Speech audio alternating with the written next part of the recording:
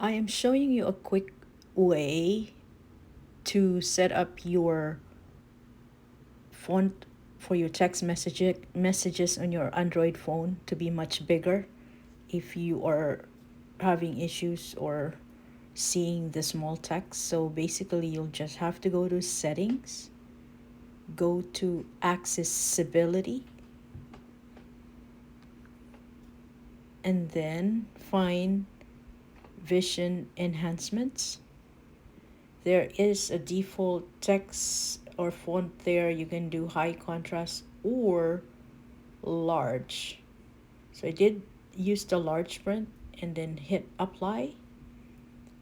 And then you can just turn on the contrast to see how it works. But I hit apply on that and see how big the difference is. I can actually read my text message now. So here it's